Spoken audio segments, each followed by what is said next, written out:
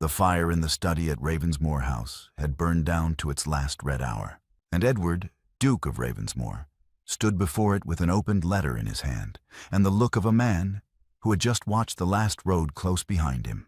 Honoria had heard his footsteps cross the hall at 11:30, the particular drag of his left heel that meant he had not slept, and she had come to the doorway in her dressing gown, with a candle, expecting nothing, prepared for less.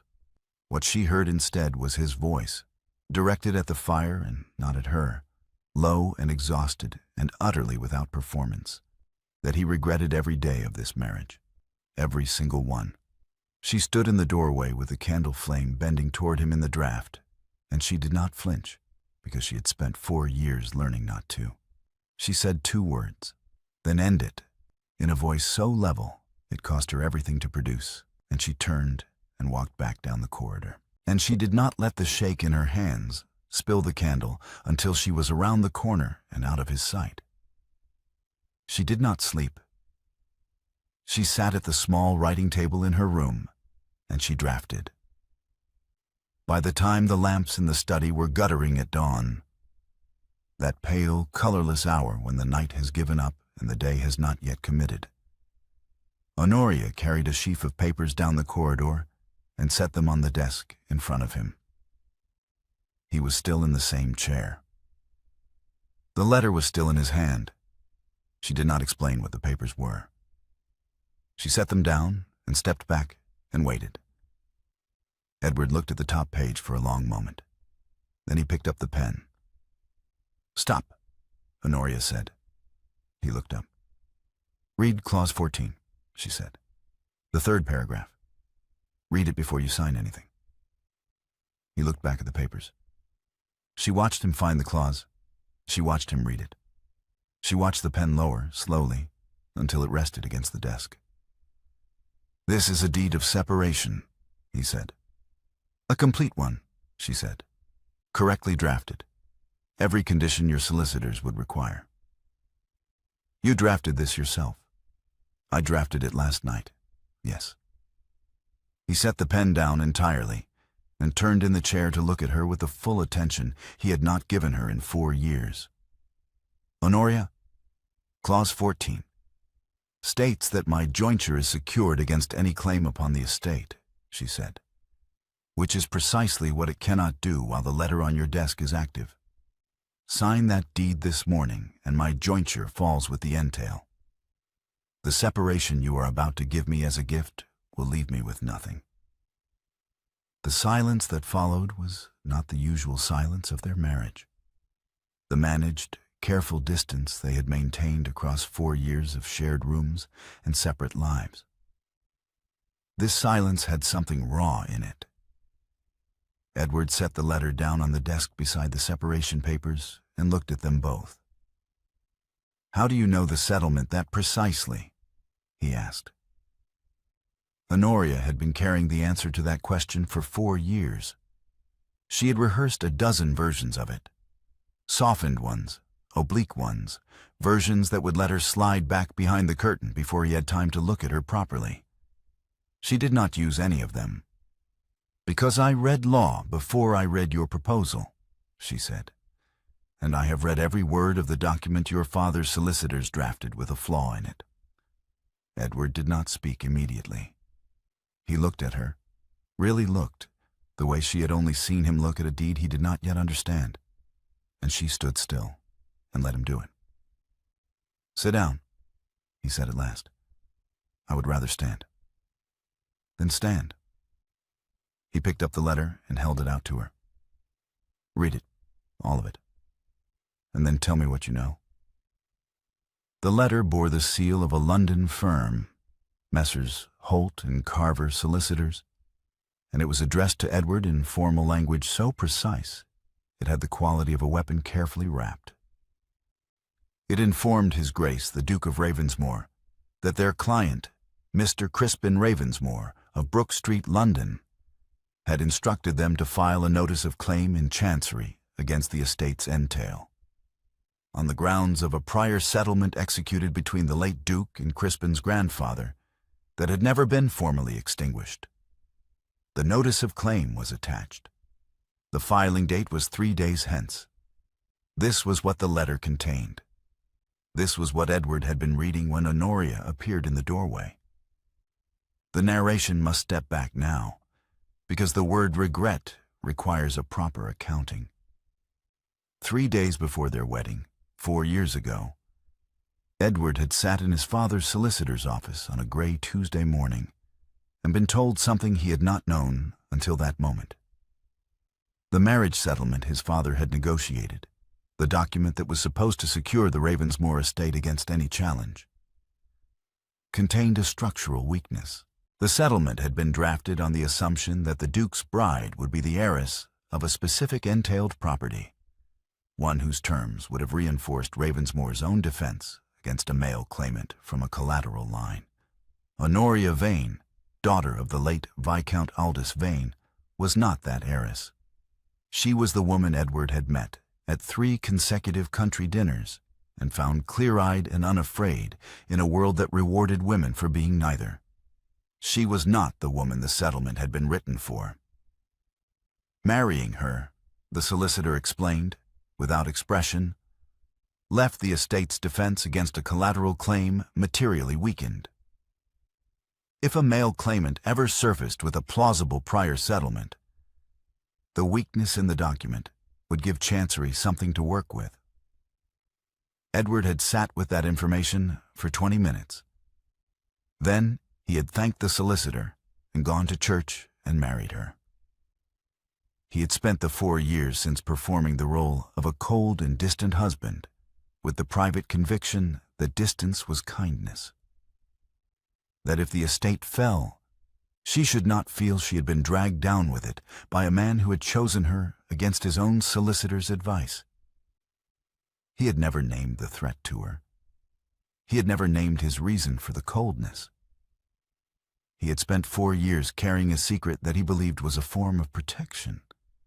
And the night the letter arrived, he had stood at the fire and said, to himself, to the dead ash, to the 4 years of it, that he regretted every day of this marriage. Not her. Never her. The regret was for the danger he had married her into, the silence he had maintained, the road he had run out of. She had heard only the words.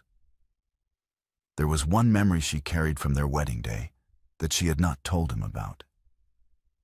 It was not the vows, which she had spoken with perfect composure, or the breakfast afterward, which she had managed with the social fluency of a woman trained from childhood to manage such things. It was the moment they turned from the altar, and he placed his hand at her back to guide her down the chapel steps.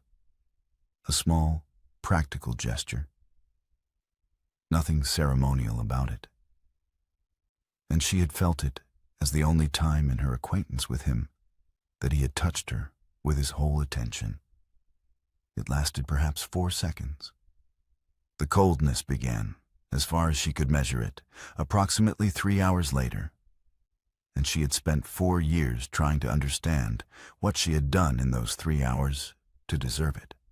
Back in the present study, with the letter on the desk between them and the separation papers beside it, Edward said what needed to be said without decoration. I have known about the vulnerability in the settlement since before we were married, he said. I said nothing. I have known about it since the 2nd month of our marriage, Honoria said. I said nothing either.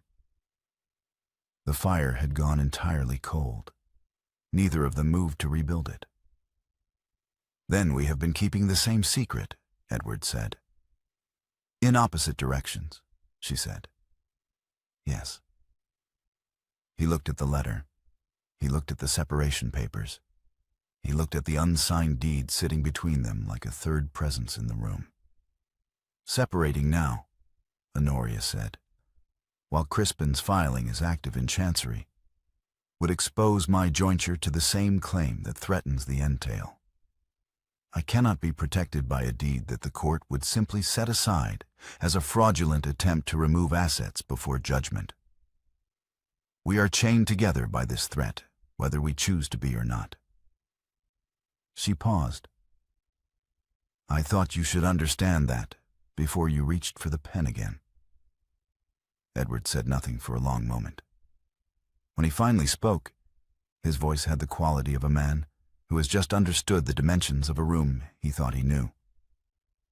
"You read law," he said. "Before I read your proposal," she said. "Yes, I mentioned that." "You drafted this deed last night, in 4 hours." "In 3, she said. "I am faster when I am angry." He proposed the armistice at 7 in the morning, standing by the window with the gray light of an autumn day arriving without enthusiasm behind him. "We set the separation aside," he said, "until the claim is defeated. A working alliance, nothing more. The moment the threat is resolved, we return to where we were this morning." "Agreed," Honoria said. "On conditions. Name them." "I work from the muniment room," she said, "where the estate's deeds are held. I will need access to every document your father's solicitors ever produced, every draft, every correspondence, every version of the settlement going back to the original. I will not be supervised, and I will not be countermanded." "Agreed," he said, without hesitating on any of it. "Then we understand each other." She looked at the papers on the desk. "Put those away somewhere." He picked up the unsigned separation papers, folded them once along their existing crease, and placed them in the top drawer of the desk. He did not name what the gesture meant. She did not ask him to. Honoria carried a lamp and her own notebooks down the long corridor to the muniment room that same morning, her footsteps steady on the stone flags. The muniment room was at the far end of the east wing, a cold, high-ceilinged space lined floor to ceiling with deed boxes and leather-bound volumes, smelling of dust and old wax and the particular dry staleness of paper that had not been touched in years. She set the lamp on the central table, opened the nearest deed box, and began. In the study behind her, the drawer held the folded papers. The lamp glow moved away from it down the hall and did not return. December settled over Ravensmoor like a held breath, and the muniment room became the coldest room in the house. Honoria worked through the estate's deeds by candlelight in fingerless gloves, her breath fogging in the air above the documents. She had developed a system within the first 2 days, a set of categories, a notation in the margins of her own notebooks, a cross-reference between the original settlement and every subsequent document that touched it. The work had a quality she recognized from her years in her uncle's chambers, the particular satisfaction of a puzzle that rewards patience and punishes carelessness. Edward began coming to the room on the 4th night. He did not announce himself, and he did not offer to help. He came in, pulled a chair to the far end of the table, and sat. She glanced at him once, and then looked back at the document in front of her. After approximately 10 minutes of silence, she said, without looking up, "The deed in the blue box, 2nd shelf from the top on your left. Bring it here." He brought it. She pointed to a clause near the bottom of the 3rd page. "This language here, in perpetuity and to the heirs male of the body, was standard in 1743, but had been contested in 2 chancery cases by 1761. Your grandfather's solicitor used it anyway. That is the first seam." Edward looked at the clause. "What does the contest mean for us?" "It means the language is not as absolute as it appears. A skilled claimant's solicitor would argue that heirs male in this context is qualified by the next clause, which references a specific line of descent. Crispin's solicitor will use it." She set the deed aside and reached for the next one. "Sit closer if you want to follow. I am not going to shout across the table." He moved his chair. She taught him to read his own deeds over the following fortnight in the way she had been taught, without sentiment, without simplification, pointing to the language and asking him what he saw before she told him what was there.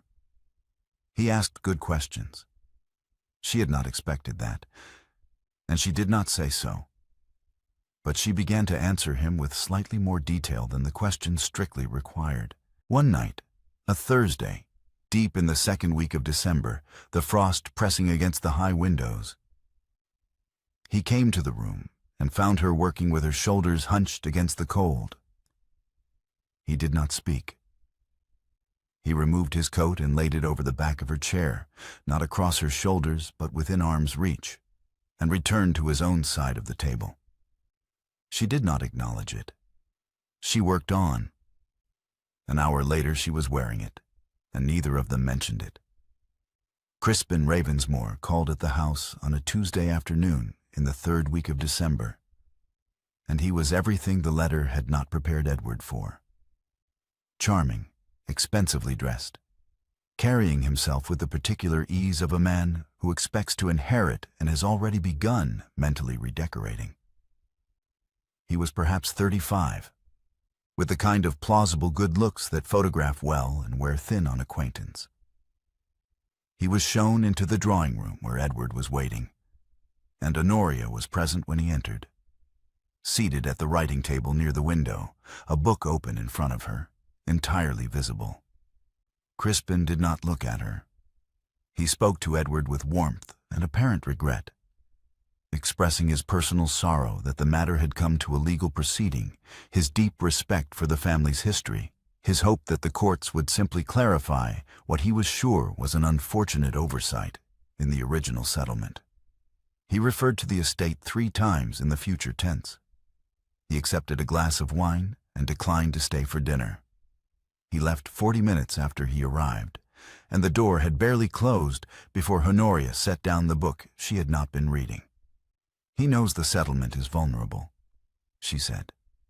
"His solicitor has briefed him on the specific weaknesses. He used the phrase oversight in the original document. That is a legal term of art in this context, not a social pleasantry. He also said the matter will resolve itself in due course, which means he believes the timeline favors him and he is not in a hurry." Edward looked at the door through which Crispin had just departed. "He did not speak to you once. He will not make that mistake in court," she said. "He addressed you because addressing me would have required acknowledging that I exist in the room as something other than furniture. In court, he will not have that luxury." The notice arrived the next morning by express. The Chancery hearing had been set for 6 weeks hence, in the second week of February. The timeline compressed like a fist closing. That same afternoon they were both bent over a deed from 1758, the third version of a particular conveyance, the one that contained the specific clause they needed. When they both reached for the same page at the same moment, and their hands stopped, overlapping, on the document's seal. The seal was old wax, cracked at the edge, and both their fingers rested on it for a breath that had nothing to do with the work before either of them moved. The document Crispin's solicitor filed with the court arrived at Ravensmore House on a Wednesday, and it was devastating. It was a prior settlement, dated 1698, executed, or appearing to be executed, between Crispin's grandfather and the second Duke of Ravensmore, establishing a line of succession that would supersede the current entail. It was written in the formal hand of the period, on period paper, with what appeared to be a genuine seal. Edward read it twice and set it down with the expression of a man who has just been handed a bill he cannot pay. "If this is genuine," he said, "the title is lost." "May I see it?" Honoria said. It was not a question. He passed it across. She read it standing up, which was how she read documents she needed to think about while reading. A habit from her uncle's chambers that she had never bothered to conceal in the muniment room, because there was no one to conceal it from. She read it through once. Then she went very still. "Where did you get the copy of the 1698 settlement?" Edward asked. The one in our own records. I haven't looked for it yet, she said. I need to. She set the document down. Her voice, when she spoke again, was careful in a way that had nothing to do with composure and everything to do with holding a very large thought still while she examined it. I have seen this document before. The settlement? Not this one. The genuine one. She looked up at him. 3 years before we were married, I was clerking for my uncle in his chancery chambers. He held the original of a prior settlement between the Ravensmoor line and the Crispin branch, a genuine document, legitimately executed, which I copied in full as part of my training. I spent 4 days on that copy. I know every line of it. Edward was very quiet. This, she said, placing her finger on the document Crispin had filed, is not that document. The letter forms in the 3rd paragraph are wrong. The particular way the letter S is formed in the abbreviation settle was standardized differently in 1698 than this hand renders it. The clause numbering skips from 7 to 9, which the original does not. And the watermark on this paper, she tilted the document toward the lamp, is a mark I do not recognize from any document of that period in my uncle's archive. You are saying it is a forgery? I am saying it is a forgery, she said, and I can prove it. Because the true original exists, and I am the only living person who copied it and can testify to its exact contents. She set the document down on the table. To do that, I must swear an affidavit in open court, in my own name, stating that I worked as a clerk in a chancery barrister's chambers. I must identify myself, on the public record, as a woman who practiced a profession that no duchess is permitted to practice. The muniment room held the weight of that between them without comment. That is the only way to prove it, Edward said. The only way that a court will accept, she said. Yes. She could not sleep that night. She had known she would not be able to sleep before she went to bed. And she had gone to bed anyway, out of a kind of stubbornness. And at 3 in the morning, she gave up the pretense and took her lamp and went down to the muniment room. Edward was already there. He was asleep in his chair, his head resting on his folded arms on the table, a deed spread open beneath him. The lamp had burned very low. She stood in the doorway for a moment, looking at him. The gray at his temples that had not been there when they married. The ink stain on his right forefinger from an evening spent copying notes. The particular stillness of a man who had fallen asleep, fighting sleep, and lost. She found the spare lap rug in the chest in the corner and laid it over him. Her hand rested a moment on his shoulder, not a decision, just a moment that happened before she had time to make it into one. He half woke. His eyes opened, registered her, did not immediately move to arrange his expression into anything. You should be in bed, he said, his voice thick with sleep. So should you, she said. She pulled her own chair to the table and sat. And he did not go back to sleep. And they sat together in the cold, the candle burning low between them, their hands not quite touching on the table's surface. And for the first time in 4 years, they spoke about the things that had actually happened. He told her what the last 4 years had been for, not the version she had constructed from his silences, the version where she had somehow failed him in those first 3 hours after the wedding. But the actual account. The solicitor's office, the Tuesday morning, the 20 minutes he had sat with the information before deciding to marry her anyway. He told her he had performed the coldness as a form of release, so she would not feel bound to a man who had knowingly brought her into danger. She listened without interrupting. When he finished, she said, I spent 4 years trying to understand what I had done wrong. Nothing, he said. You did nothing wrong." "I know that now," she said. "I did not know it for most of 4 years." She told him what she had buried. Not the abstract fact of it. She had already told him she knew law. But the specific texture of what it had cost to fold that self away and become the Duchess everyone expected.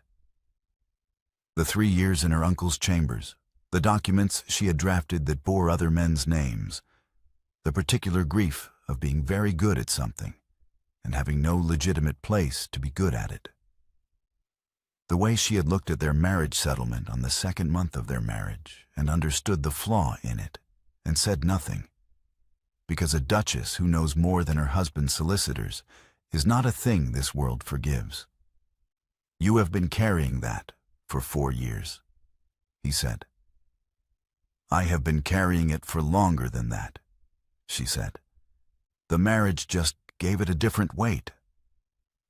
The candle died before either of them moved to relight it. Honoria traveled to London on a Thursday in January, carrying a list of what she needed and a clear understanding that her uncle was the only person in London she could trust to give it to her. She arrived at the chambers on Friday morning to find them occupied by a man she did not know, a senior clerk of perhaps 50, with the careful, evaluating expression of someone who has spent a career deciding who is worth his time. He informed her, with professional courtesy, that her uncle had died in October. The chambers had passed to him on the strength of 30 years of service. "I am sorry for your loss," he said, in a tone that was not unkind, but was also not an invitation. "The archive of the late Mr. Vane is in my care. I am not at liberty to admit persons to it without a stated and documented purpose." "The purpose," Honoria said, "is to retrieve the original of a prior settlement between the Ravensmore and Crispin family lines executed in 1698, which my uncle held in trust. A forgery of that document has been filed in Chancery. I am the only person who can identify the forgery because I copied the original in this office, at that desk." She indicated the second desk near the window. "In the spring of 1802. The clerk looked at her with the expression of a man who has heard a great many implausible claims and is deciding where this one sits on the scale.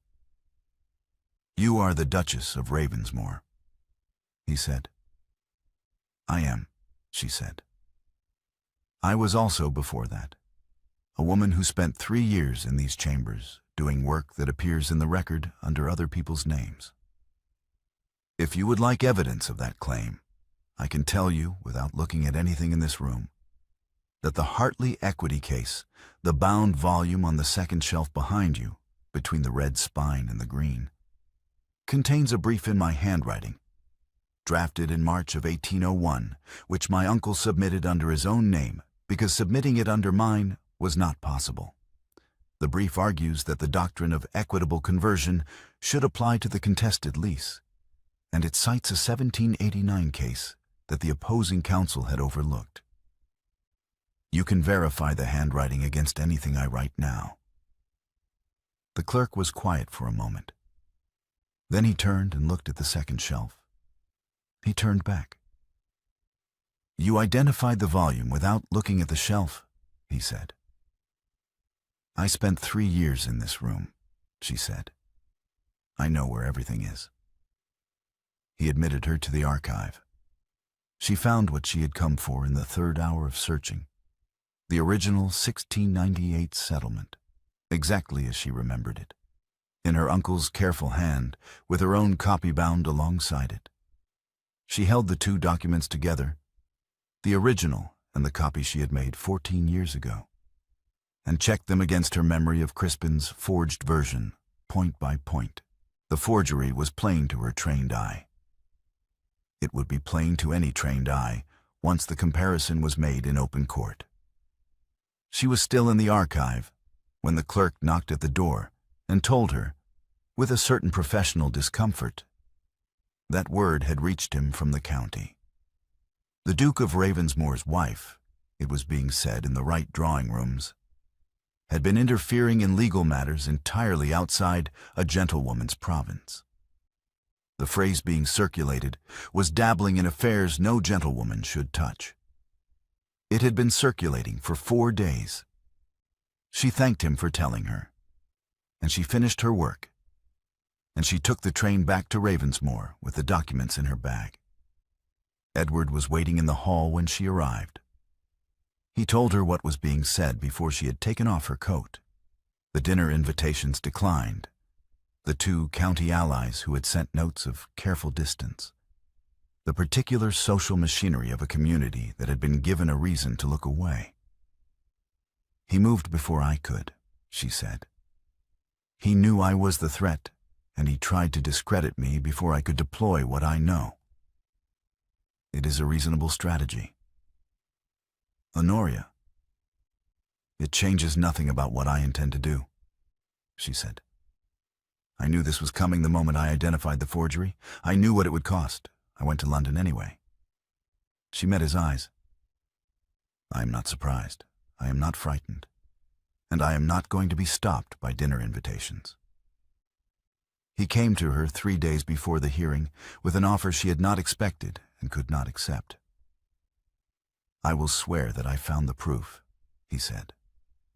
That I retained a chancery contact independently, a man I can name who will not contradict the account, and that he identified the discrepancy in the watermark. No involvement from you. Your name appears nowhere in the affidavit.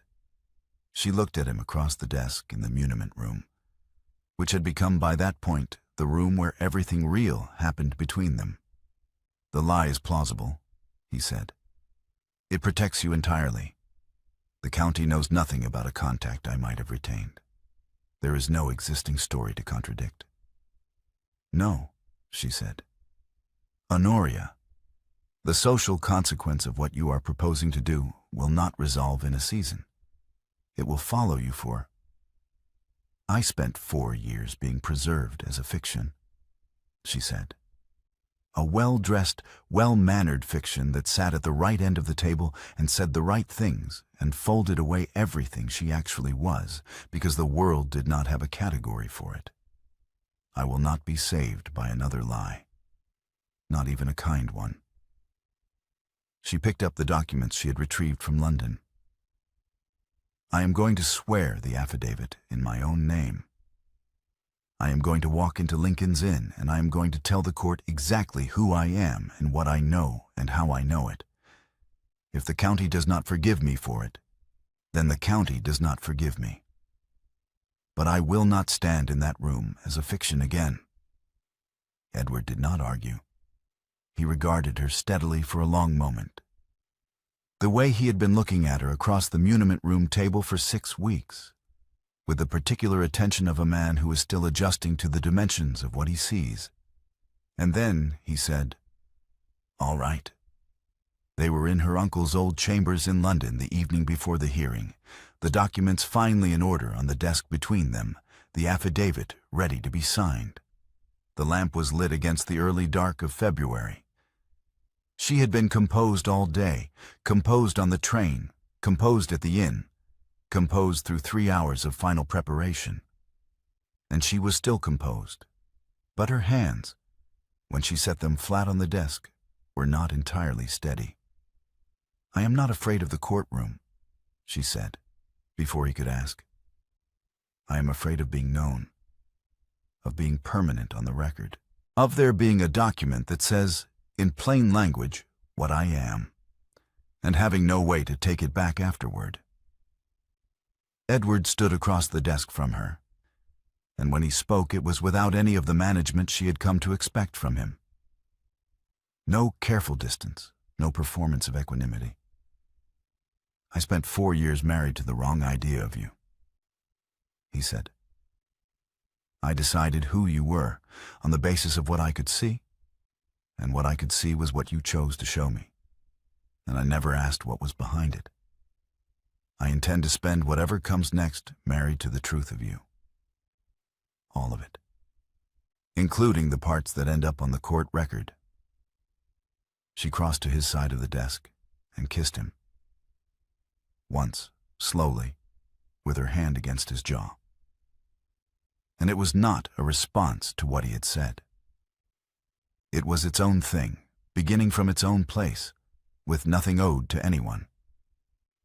That night, alone in the room at the inn, with the affidavit on the table in front of her, she signed it. Her full name, her former occupation, stated plainly, the specific dates and circumstances of her service in her uncle's chambers.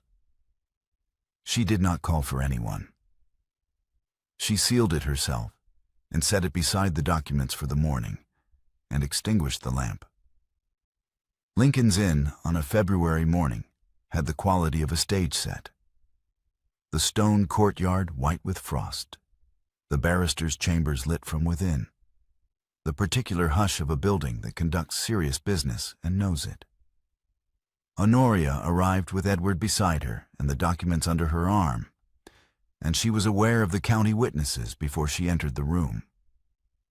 She could hear their voices in the antechamber, the specific social murmur of people who have come to watch something they expect to enjoy. Crispin was already present, standing near his solicitor with the expression of a man who has done his calculations and found them satisfactory. He glanced at Honoria when she entered and looked away. She set the documents on the table assigned to her. She straightened them. She waited. The judge, a precise, gray-haired man with the economy of movement that comes from decades of conducting proceedings, called the hearing to order and asked for the affidavit to be sworn. Honoria stood and swore it. She stated her full name. She stated her title. She stated that before her marriage she had served as a law clerk in the chancery chambers of the late Mr. Aldous Vane, barrister, from 1800 to 1803, and that in the spring of 1802 she had copied, in full and under direct supervision, the original prior settlement between the Ravensmore and Crispin family lines, dated 1698. She stated the document's precise contents, from memory, in terms sufficiently specific that the judge's pen moved steadily across the page as she spoke. The county witnesses were very quiet. She then placed the true original settlement on the table alongside Crispin's forged version and began. The letter forms in the third paragraph of the filed document, she said, render the abbreviation settle. In a hand that was not in common use until the second decade of the 18th century, approximately 15 years after the claimed date of execution. The genuine document, which is before the court, uses the earlier form consistently. I can demonstrate the difference on any of the 37 instances where the abbreviation appears in both documents. Crispin's solicitor said, My lord, I must object to the qualification of this witness on the grounds. On what grounds? The judge said. The solicitor paused. Continue, Your Grace, the judge said. She continued. The clause numbering in the filed document skips from 7 to 9, she said. The genuine document does not. This is not a copying error. The content of the missing clause 8 is substantively different in the two versions, and the missing content is precisely the content that would limit the scope of the claim now before the court. She turned to the watermark. The paper on which the filed document is written bears a watermark I have identified as belonging to a mill in Hertfordshire that was not established until 1741. The document claims a date of 1698. The mill did not exist. Crispin's solicitor rose a second time. The judge stopped him with a hand before he had drawn breath to speak. She laid the mill records on the table. She had found them in London. The room was entirely still. Crispin, for the first time since she had entered, was looking directly at her. She walked the judge through the remaining discrepancies, the seal, the witness signatures, a specific phrasing in the concluding paragraph that echoed a 1712 model form rather than the 1698 equivalent. With the same unhurried clarity she had used in the muniment room, pointing to the language and letting it speak. She did not raise her voice. She did not perform certainty she did not have. She had the documents, and she knew them, and she let that be sufficient. Crispin's solicitor, on the third attempt to interrupt, was told by the judge to sit down. The solicitor sat down. The claim collapsed in the manner of things that have been built on insufficient foundations. Not dramatically, but completely. Crispin's solicitor requested a recess, conferred briefly with his client, and returned to inform the court that his client was withdrawing the filing. The judge noted the withdrawal on the record, noted the evidence of fabrication in the filed document, and observed that the court would make appropriate referrals. He asked Edward if he wished to make any statement for the record.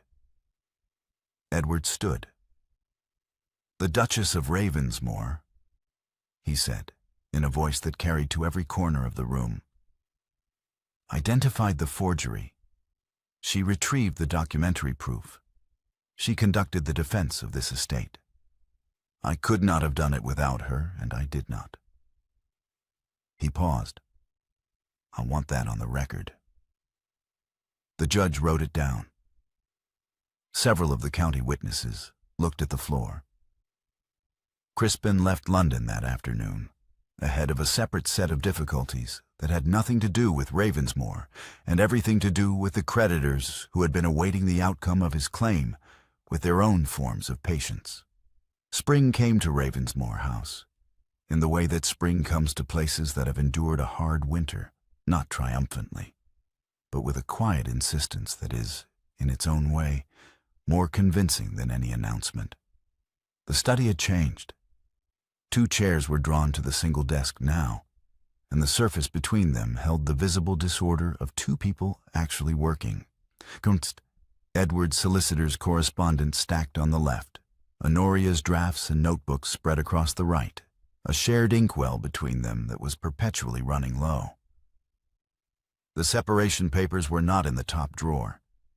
The top drawer held a spare pen and a quantity of sealing wax. The social consequences of the hearing had not resolved entirely. 2 county families remained cool. Their invitations declined with the particular politeness that communicates permanent distance. But the tide had moved. 3 families who had been absent from Ravensmore's table since December had quietly sent notes. The county's solicitors, who had watched the hearing from the public benches, had begun greeting Honoria with a different quality of attention than they had managed previously. The letter arrived on a Thursday morning, addressed specifically to the Duchess of Ravensmore. It bore the seal of a set of Lincoln's Inn chambers, not her uncle's old firm, but a larger practice. And it requested a consultation on a point of entail law that had arisen in a contested estate matter. It was addressed to her by name and title, with her qualification, as it now appeared on the court record, stated plainly in the salutation. She set it on the desk in front of Edward without comment. He read it. He read it again. He set it down. "What do you intend to reply?" he asked. "That I am available on the 14th, she said, "and that my fee is to be agreed in advance, in writing, before the consultation takes place." "The 14th, he said. "You have already decided." "I decided when I read it," she said. "Yes." He nodded. It was not a small nod. It was the nod of a man who has finished a long adjustment and arrived, finally, at solid ground. That evening, he opened the top drawer of the desk, the drawer where the separation papers had lived for 6 weeks, and took out the folded document. He held it out across the desk. She took the opposite end. They carried it together to the fireplace and held it to the coals, and the paper caught and burned with the quick, complete decisiveness of something that has been waiting to be released. No speech was made. No particular ceremony attended the moment. The fire settled back to its steady glow, and they returned to the desk. He lowered the lamp. The study held the warmth of a room that has been lived in. The next morning, dawn light fell across the desk in the particular way it fell in February. Low and level, striking the surface at an angle that showed every scratch and ink stain in the wood. The separation papers were ash in the grate. In their place on the desk was a single document, half-drafted in a clear, precise hand, freshly sealed with a seal that had been cut to order in London the week before. The seal read, Honoria Vane, of Ravensmoor. The document was the consultation brief for Lincoln's Inn Chambers, the first work she had ever signed in her own name, for a client who had asked for her specifically, in a world that now had her on the record. The desk was the same desk. The dawn was the same dawn. The papers were different.